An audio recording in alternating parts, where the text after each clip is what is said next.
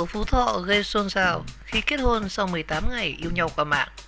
Ngay trong lần về nhà ra mắt bạn gái sau 5 ngày yêu, thì chàng trai đã ngỏ ý xin gia đình cho tổ chức đám cưới.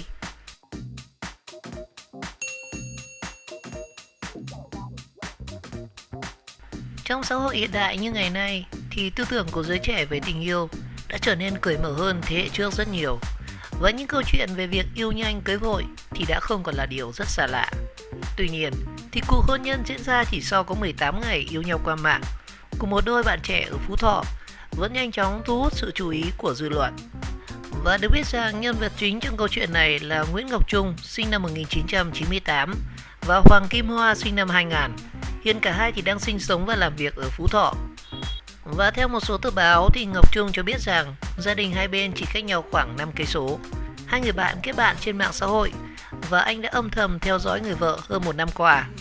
Tuy nhiên, vào thời điểm đó thì Kim Hoa đã có bạn trai nên cả hai không liên lạc với nhau và cơ hội gặp nhau thì là khá ít vì Ngọc Trung làm việc ở Bắc Giang, còn Kim Hoa thì đang làm việc ở Hà Nội.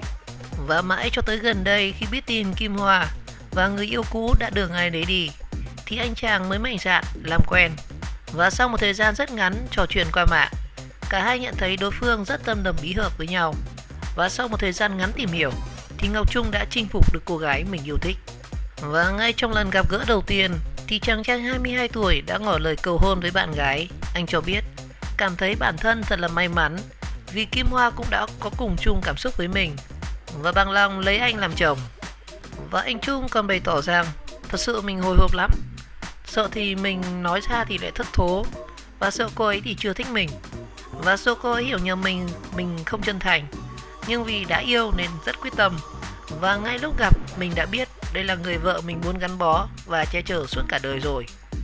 Và chia sẻ lý do khiến mình đưa ra quyết định lấy vợ sớm đến như vậy thì anh này chia sẻ rằng gặp nhau thì mình thấy cô ấy rất tốt tính, sống rất tình cảm và hiểu mình, nên mình thầm nghĩ rằng đây chính là người con gái mình tìm kiếm bấy lâu nay và muốn lấy nhanh để làm vợ. Và sau 5 ngày yêu nhau thì mình rất bất ngờ về nhà cô ấy chơi lần đầu. Lúc đó thì cô ấy không biết rằng mình đang đến chỗ của cô ấy còn đang nhổ cỏ ngoài ruộng. Mình đã thưa chuyện với gia đình của cô ấy và mong cho cả hai được sớm tiến tới hôn nhân. Và mẹ cô ấy còn nói rằng hai đứa phải tìm hiểu nhau kỹ vào, nhưng họ cũng ủng hộ cho mối quan hệ này, Ngọc Trung kể lại với phóng viên.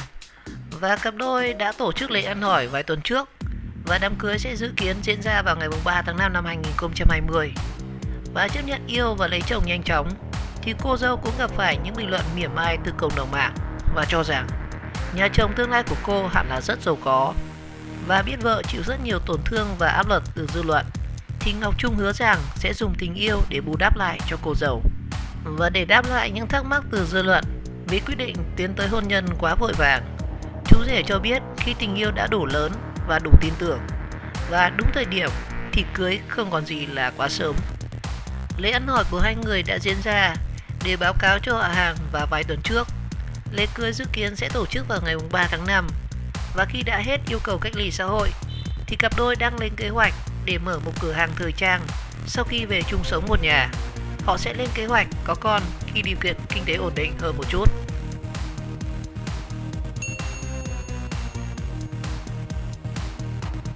Xôn xao câu chuyện cặp đôi kết hôn sau 18 ngày yêu nhau và màn lật kèo đầy bất ngờ của nhà gái hủy đám cưới ngày trước giờ đón dâu. Sau 18 ngày yêu nhau và tìm hiểu thì một cặp đôi ở Phú Thọ đã quyết định đăng ký kết hôn và dự định tổ chức đám cưới vào ngày 4 tháng 5. Tuy nhiên, ngay trước giờ đón dâu diễn ra thì nhà gái đã tuyên bố hủy hôn, khiến cho mẹ của chú rể ngất lên ngất xuống. Và câu chuyện ồn ào được chia sẻ trên mạng xã hội đã khiến rất nhiều người xôn xao và bất ngờ. Trong cuộc sống hiện đại, việc yêu nhanh cưới vội chẳng còn là điều gì xa lạ và bất ngờ đối với rất nhiều đôi bạn trẻ, đặc biệt là qua mạng xã hội Facebook hay là Zalo. Các cặp đôi ngày càng có thêm nhiều cơ hội để kết nối với nhau, làm quen, trò chuyện để hiểu nhau hơn. Thế nhưng bên cạnh những cặp đôi đi đến được với nhau đến cuối con đường hạnh phúc thì cũng có không ít bạn trẻ phải nhận trái đắng. Và như mới đây thì câu chuyện tình yêu của cặp đôi quyết định tổ chức đám cưới chỉ sau vỏn vẹn 18 ngày hẹn hò đã nhanh chóng nhận được sự quan tâm rất lớn từ phía cộng đồng mạng. Và được biết đây chính là cặp đôi chú rể Nguyễn Ngọc Trung sinh năm 1998 và cô dâu Hoàng Kim Hoa sinh năm 2000, và cả hai đều hiện tại sinh sống tại Phú Thọ.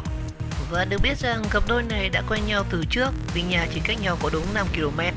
Chính vì vậy mà cả hai đã quyết định đăng ký kết hôn và đi đến làm đám cưới chỉ sau có 18 ngày hẹn hò. Và trước đó thì theo chia sẻ của anh Ngọc Trung, bọn mình gần nhà nhau nhưng lại quen nhau trên mạng xã hội. Và cơ hội gặp nhau cũng rất ít, tại mỗi người thì làm việc ở một nơi.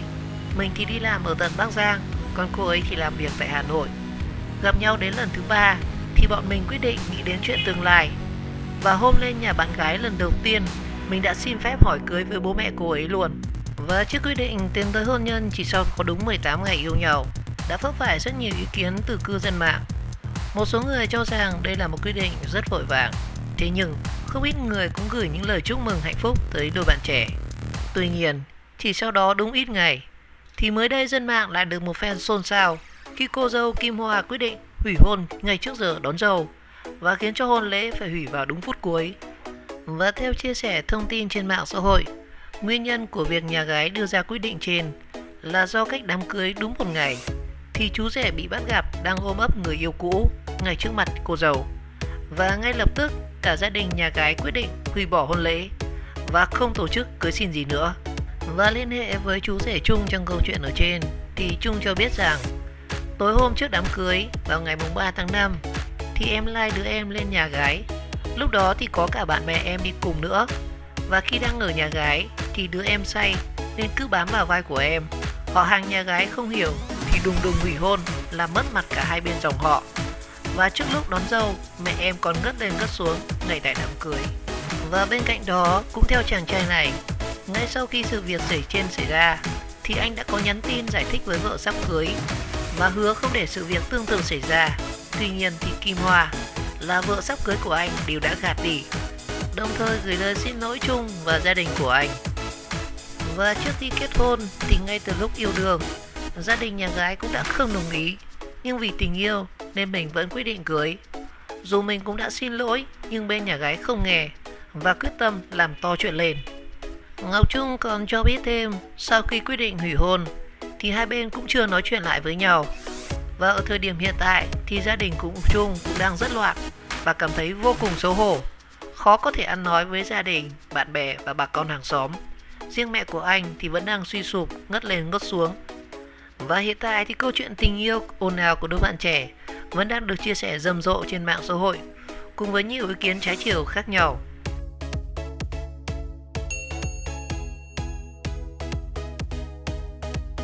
Những ngày vừa qua thì cộng đồng mạng xôn xao câu chuyện về cặp đôi ở Phú Thọ yêu nhau 18 ngày rồi đăng ký kết hôn, gặp nhau đúng 3 lần ngoài đời, đã quyết định tổ chức đám cưới, rồi lại bất ngờ hủy hôn ngày trước ngày rước dâu.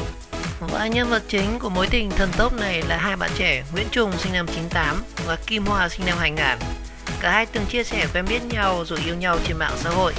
Và ngày đầu tiên ra mắt cũng là ngày hai bên gia đình bàn chuyện cưới xin. Và thời điểm mới quyết định kết hôn thì Nguyễn Trung từng nói về lý do yêu nhanh cưới vội của cả hai là vì gặp đúng người, đúng thời điểm nên mới quyết định nhanh đến như vậy. Sau đó thì thông tin cặp đôi này bất ngờ hủy đám cưới, người hủy kết hôn lại là cô dâu, càng khiến nhiều người ngỡ ngàng hơn. Về phía Kim Hoa thì cô dâu hụt này đã chính thức lên tiếng xác nhận quyết định hủy kết hôn vào phút thứ 90 của mình.